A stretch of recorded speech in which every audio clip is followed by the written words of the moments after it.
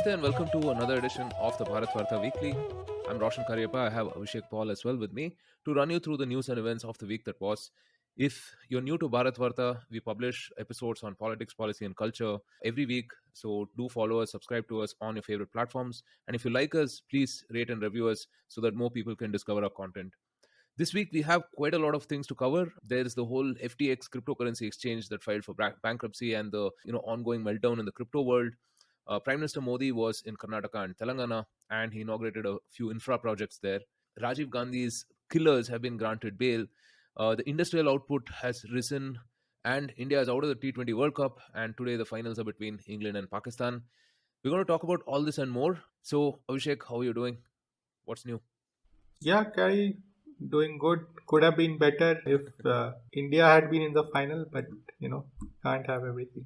Yeah, well, alternate Sunday plans, I suppose, right? In any case, let's get started. Cryptocurrency giant FTX has filed for bankruptcy as it looks for a way to return money to users. Its CEO, Sam Bankman Fried, has also stepped down.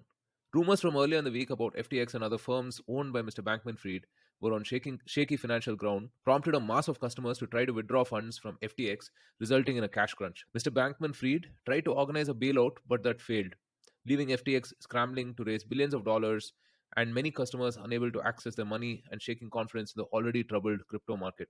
I don't even know where to begin with this story, actually. There's just so many details that are coming out, and everything seems so ridiculous, right? But at the heart of it, I think it's a story of a lack of risk management or regulatory oversight and just brazen fraud. Right. So, just to summarize, Alameda Research was started by Sam Bankman Fried in 2017 to trade cryptocurrencies. He was really good at it. At one point of time, he was worth about $16 billion.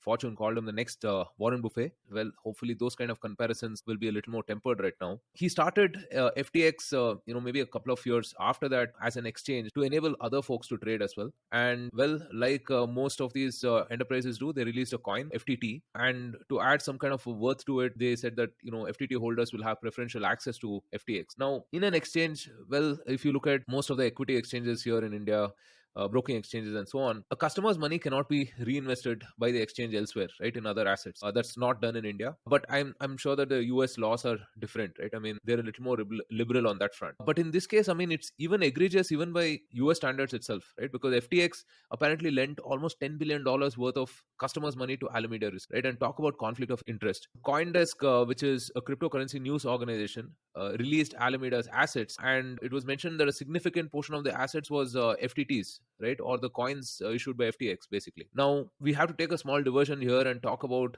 this guy called Changpeng Zhao, right, or CZ as he's known, who's the Chinese owner of Binance, another cryptocurrency exchange, the largest in the world. Now this guy was apparently friends with SBF and owned about 10% of FTX back in the day, and then they had some kind of a falling out, and he sold it sometime back for $2 billion. And how did he get paid? He got paid in FTT coins. So imagine the fact that you are a cryptocurrency exchange and your competitor owns $2 billion worth of your coins. At some level, it was just waiting to unravel, I suppose, right? So he sees this whole CoinDesk news and he says that, hey, this looks really shaky, and that he will sell his coins, right? And this whole thing started an entire panic run. Almost $6 billion worth of withdrawals followed, and well, CZ stepped in later to say that if regulation and if due diligence checks out on FTX, that he would acquire it, but that hasn't happened, and FTX has filed for bankruptcy. But yeah, I mean, this is just such a strange kind of a thing, right? And there's been a sort of a meltdown on the cryptocurrencies as well. Bitcoin is down, Ethereum, so on and so forth. While I don't think that this is an indictment of crypto, and I always advocate that serious believers in the technology should ignore the price action, right? And maybe, I mean, if you have to trade at your own risk. But really, I mean, I'm just hoping for the tech use cases to develop and so on, right? And the crypto community has to sort of self-reflect and maybe have some kind of humility, a little bit of restraint before they start like talking about changing the world. Abhishek, any thoughts? Yeah, so one of the other fascinating angles is the person behind this himself, right? So as you said, he was being touted as the next Warren Buffett. Now, there were a few other things that were happening. So this guy has very publicly become a big donor for the Democrat Party, and he's also a very big proponent of what is known as effective altruism, right? And so if you read the press coverage of this of SPF, right, over the last few years, you would think that he's basically a modern crypto Mahatma Gandhi, basically, right? Like there are passages I was seeing today where, people are saying, journalists are, gushing in their columns, like, finally, I have met someone who is actually as good as they say they are. Things like that are being talked about in their columns. And maybe, maybe it's possible that, he was a nice person. I'm not saying that is not the case, but, people have to be a little bit more reserved and cautious when making judgments. And moreover, that not only was he a big donor for the Democratic Party, but he was essentially the person who the current administration was looking at to frame rules and policies for the future when it comes to crypto. So he was essentially going to be, someone like a Bill Gates, right? Like that kind of an influential person in this space, right? Like, for example, Bill Gates today has a very big influence in the health world, right? Due to his work on diseases like malaria, or his influence, or partnership with World Health Organization and so on, right? So this guy was now going to be basically framing all our rules in the United States over crypto. And as you know, what happens in United States often impacts the rest of the world, right, in how they look at regulations and policies. So one good thing, I guess, our government in India can sort of pat themselves a little bit on the back in terms of not really encouraging crypto a lot, right? Because imagine if this kind of an incident happens in an Indian exchange, the government would be the first one getting all the brickbats, right, of the people who are losing their money.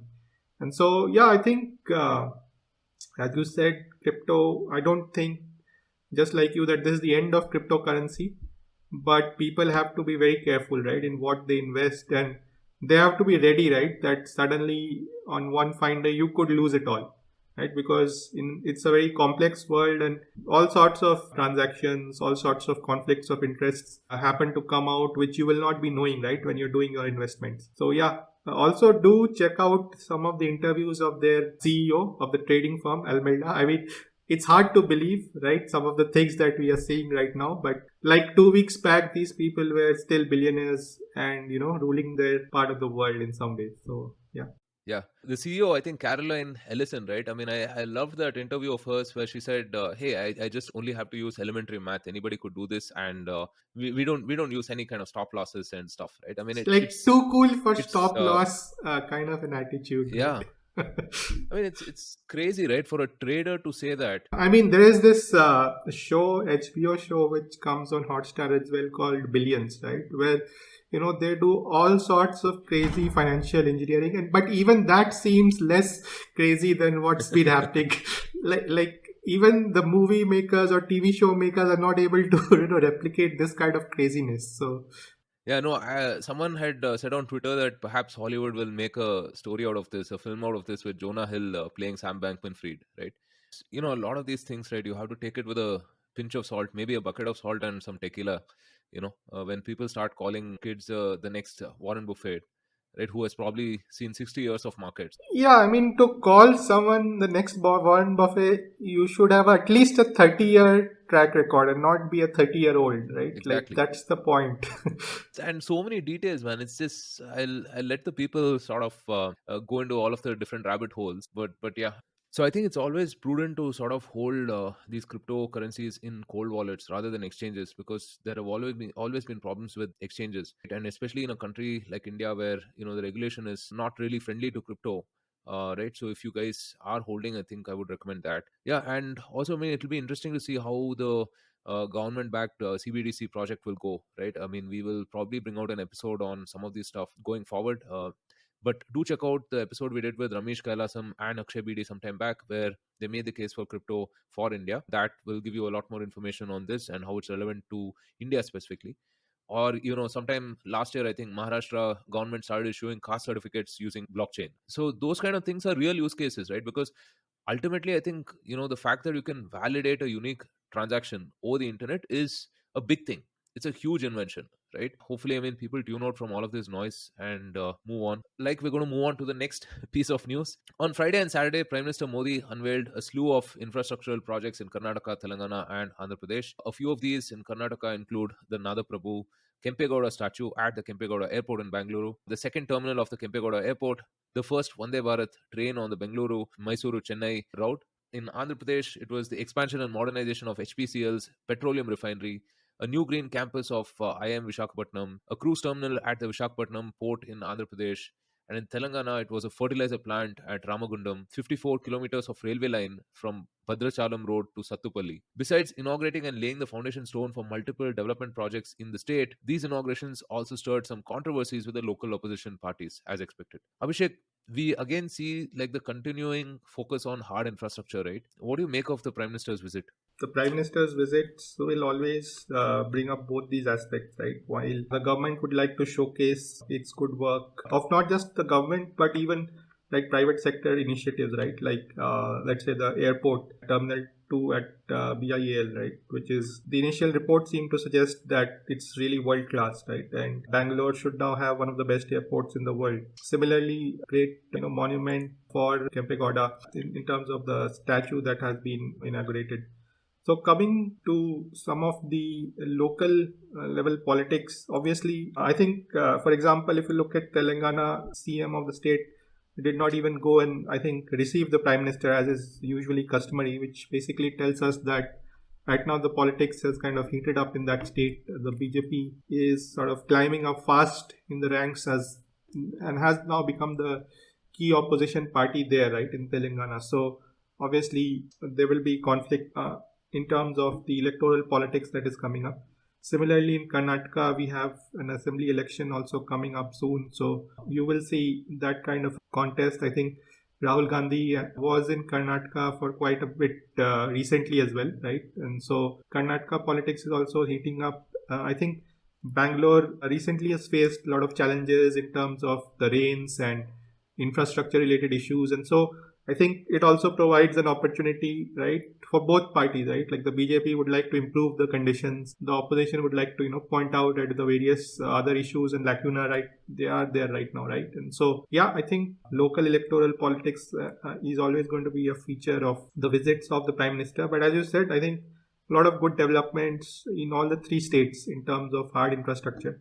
Especially, I would say the fertilizer factory announcement is definitely important, right? With what is happening in Ukraine, Russia, right? There's always going to be an issue with fertilizer supply around the world, and so it's good that we are taking some steps in that area as well. Yeah, there was also some controversy that the Prime Minister chose to skip the CJI swearing in, right? Justice D.Y. Chandrachud on Wednesday, he took oath as the 50th Chief Justice of India, and he'll have a tenure of 2 years as CJI up until November of 2024. As expected, I mean, the President, Draupadi Murmuji, administered the oath of office. So, what do you make of that, Abhishek? Yeah, I don't think you can read too much into it. We know that this current Chief Justice is probably not a favorite of the supporters of BJP, right? Given his frequent penchant for making very progressive sounding statements in the media and in his various speeches and so on. But yeah, we'll have to wait and see how his term goes. Yeah. No, I find some of his statements really interesting. He seems like a ultra woke person, actually, and comes from a family of judges, right? I mean, his father, Y.V. Chandrachud, was also Chief Justice of India, famously administered the Shah Bano case as well. Moving on, the Supreme Court has granted bail to Prime Minister Rajiv Gandhi's assassins after the assassination of the then Prime Minister Rajiv Gandhi in 1991 and a prolonged trial. The Tada court had sentenced 26 accused to death in 1998. In 2014, the Supreme Court commuted death sentences of Perarivalan, Santan, and Murugan to life imprisonment for 11 years, delay in deciding several mercy pleas. On Friday, the Supreme Court ordered the premature release of the convicts serving life sentence in connection with the Rajiv Gandhi assassination case after 31 years. Well, there are two sides to this, right? So, from a humanitarian perspective, you can think that, hey, they've already served 31 years. So, what is the point right now, in a death penalty as such, right? But I think, this goes beyond an individual. This goes beyond the human element, right? I mean, this is a symbol of the state itself, right? Someone coming and murdering a prime minister, the head of state of a country in cold blood, right? It goes beyond these things. And I'm not sure how I feel about convicts being granted bail in that regard. Should it have taken 31 years? I don't think so, right? I think there were a variety of machinations at play and so on that resulted in the delay. But I'm not sure how I feel about this, right, being let off as such. Famously, Sonia Gandhi herself had sort of forgiven the accused, right? She had gone and met Nalini, I think, sometime back. So, what do you think, Abhishek? Yeah, as you said, there are two sides to it. I think the only other point I would make is we must not forget that other people as well, right, who lost their lives on that day, not just Prime Minister or former Prime Minister Rajiv Gandhi. And so it is not only for Sonia Gandhi or her family to forgive or not forgive. There are other people's families also who were impacted. Apart from the fact that this was like a national leader, so this moves beyond just being a family matter. I don't really have any particular view one way or the other, but I just don't like the discussion being that it's the Gandhi family's thing to forgive or not forgive. Yeah, I couldn't agree more. Moving on to some news from the economy front. The index for industrial product, IIP, grew 3.1% in September after hitting an 18-month low in the month of August. The IIP had contracted by 0.7% in August as per the Ministry of Statistics and Program Implementation. The IIP numbers rose on account of improvement in the electricity and mining sectors, while electricity output rose by 11.6% year on year. The mining sector registered a growth of 4.6%. Abhishek, like these are promising signs. What do we make out of it?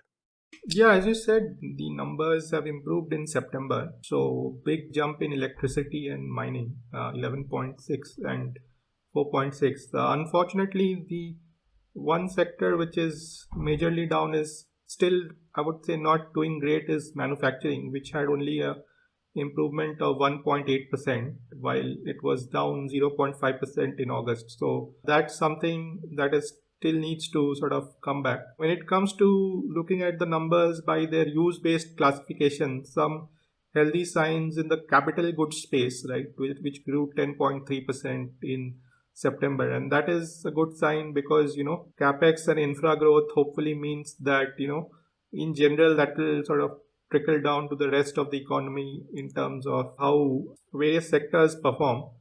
But I think we need to see better growth in the manufacturing area before we can say that the Indian economy is really doing well.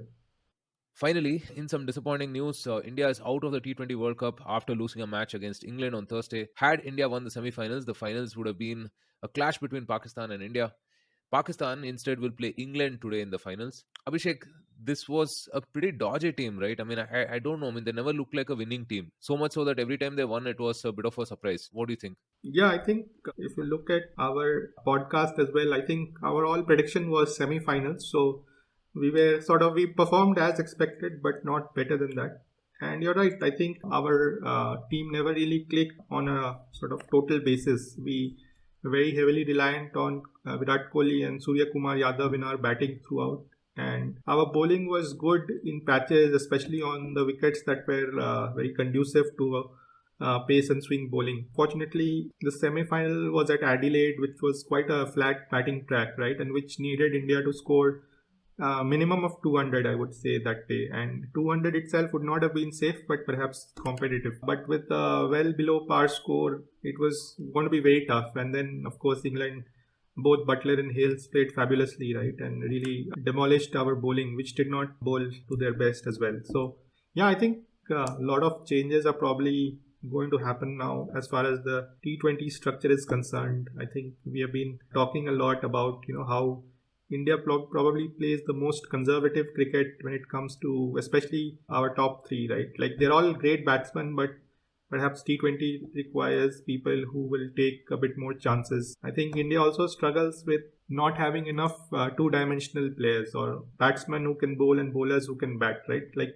if you look at the English team, they have 7 or 8 decent bowling options. Their number 11 batsman has like 5 first-class centuries, so they have a batting depth right up to number 10, 11, right? And so that makes a difference in the sense they are able to play with a bit more freedom because they know that the people down the order can make contribute just as well. While I felt like throughout the tournament, people like Kohli had to sort of bat with some restraint, knowing that the batting was not great after number 6 or so.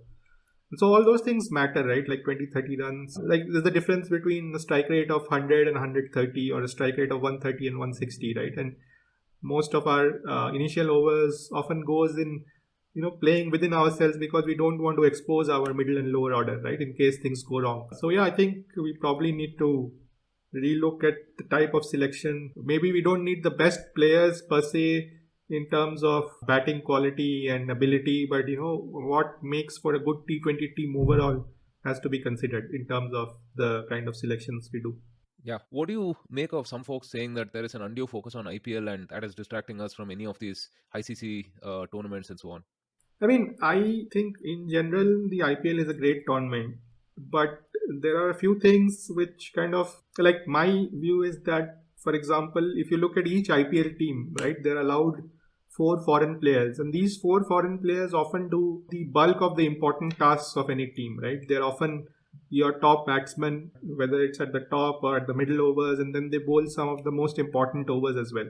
Obviously, they are some of the highest paid players in the team, and so it's fine for any team to obviously optimize for these players. But I feel that kind of hides or probably doesn't give the kind of exposure that we would need some of our younger players to get, right. So for example, people like Andre Russell and Sunil Narayan basically totally carry the KKR team, right? Or if you look at someone like David Miller, right? He was pretty much instrumental for carrying the middle order of the Gujarat Titans team. So things like that, right? So I don't know if four is right, like the optimum number of foreigners we want in an IPL. Maybe we might have to think of reducing the number to sort of put our own players in a bit more sort of pressure or important situations. So that's one of the things.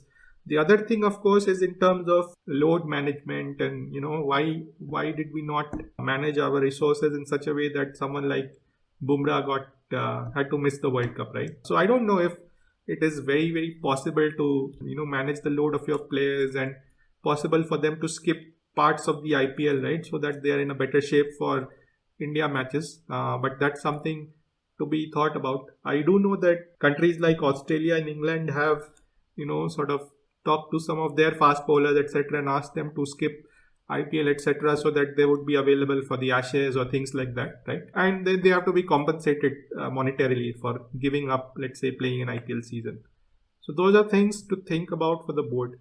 There was one more interesting discussion where Indian players should also get exposure of playing in foreign leagues, and that's a restriction we have been putting on our players. Rahul Dravid came up and said that no, we need to protect Ranji Trophy, etc. Because let's say going to play in the Big Bash League would mean that the Indian player is skipping out on the domestic season, and that will impact our Test team and so on. But look at the look at it the other way around, right? Like Alex Hales, he's been playing BBL every year, right? And he pretty much said in his post-match conference that playing so much in Australia really helped him in this tournament, right? So why would we want to give away that advantage if we possibly could, right? And so my view is that you can sort of pick and choose, right? That you can choose a season and say, okay, this year we let these four guys go and not everyone else, right? And they can play a season.